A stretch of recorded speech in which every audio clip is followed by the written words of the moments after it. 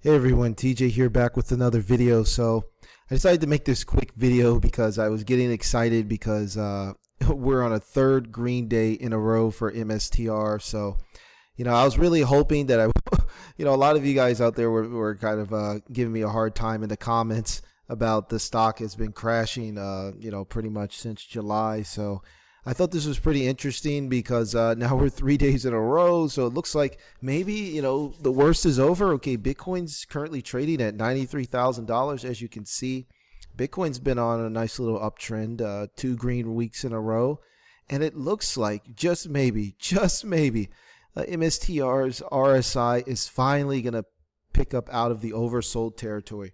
So is this the beginning of a new run? So obviously you guys know that I'm down a ton on my account, but I wanted to cheer everyone up because I was doing a little bit more research on the MSTR cash reserve, because it really seems like ever since Saylor and Fong Li announced that news, it really looks like the sentiment has changed drastically.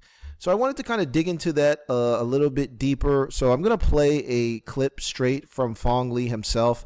He's talking about the USD reserve and why it's so powerful. So I'm going to play that clip right now. Strategy shares are back in the green along with Bitcoin today. Now, CEO Fong Li made headlines when he said on the podcast What Bitcoin Did that the company would consider possibly selling some of its cryptocurrency if needed to cover its dividend. But then the company announced it had acquired 650,000 Bitcoin now. That's the total, just over 3% of the total supply. It also established a $1.44 billion US dollar cash reserve that would cover that dividend for 21 months. Fong Li is joining me now, CEO of Strategy. Thank you so much for being here. It's great to have you. I was just listening to that podcast where you talked about the dynamics at play with the company, Fong. So really happy you're here. Now, as of the close yesterday, the so-called market net asset value, MNAV, which is a barometer a lot of folks talk about with your stock, it was at about 1.15.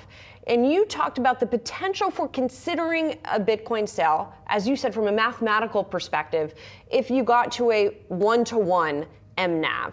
So you'd gotten pretty close there. I mean, what you're thinking about when that could be necessary, or does this cash reserve now make that unnecessary?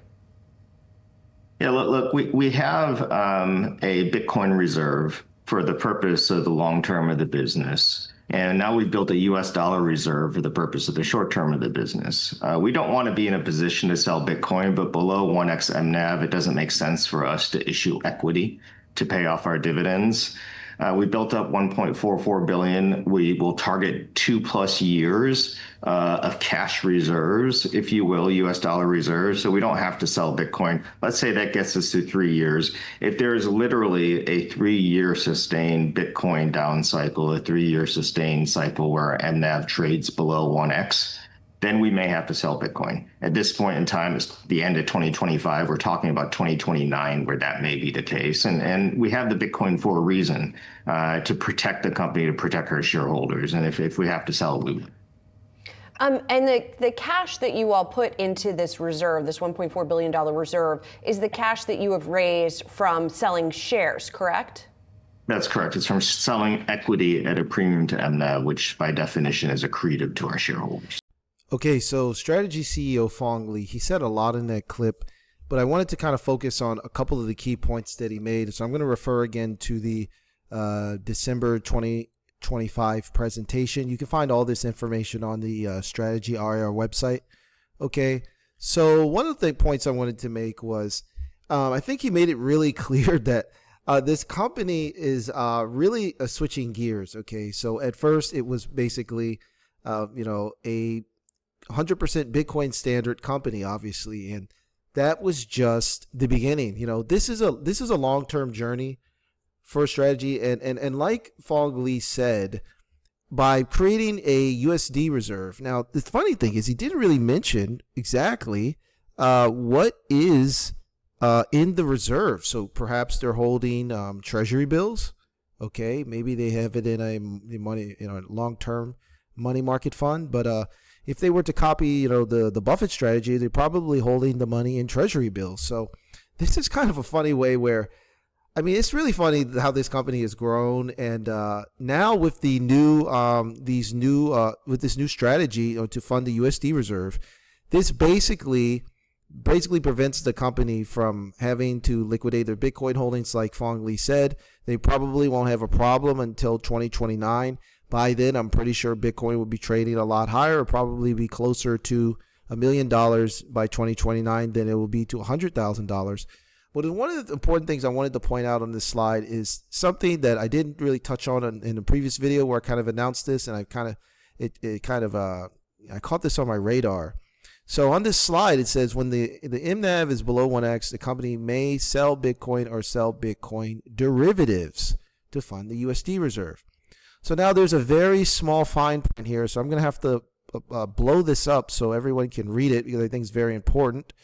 So if I just blow this up, it's kind of hard to see it, but I'm just going to read it across.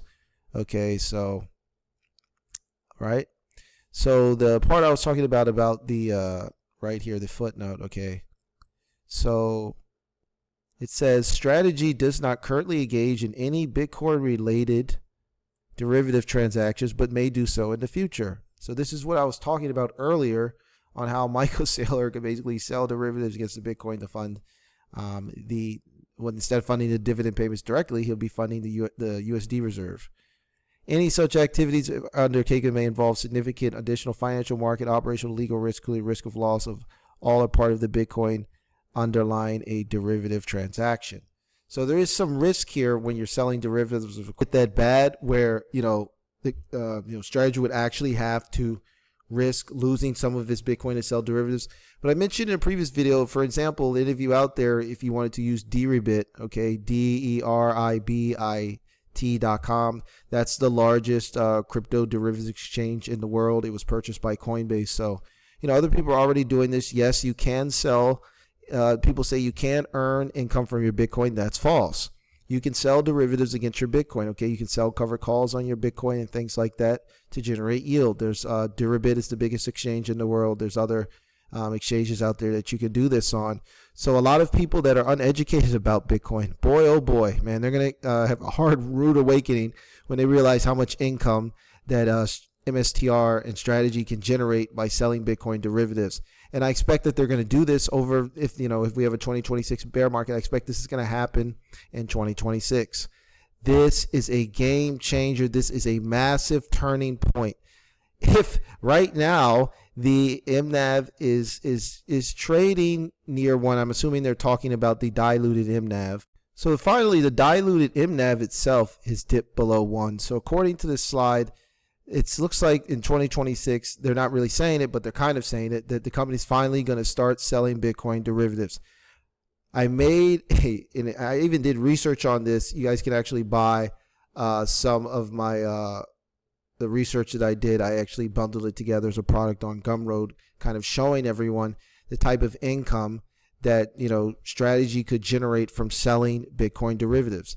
So I'm going to just show everyone that data a little bit right now, and then kind of wrap this video up, because this is a massive game changer. And this stock, I really believe the stock is going to soar in 2026 when they turn this spigot on. Because right now the MNAV, it's below 1, okay? They don't need to sell Bitcoin to fund the USD reserve.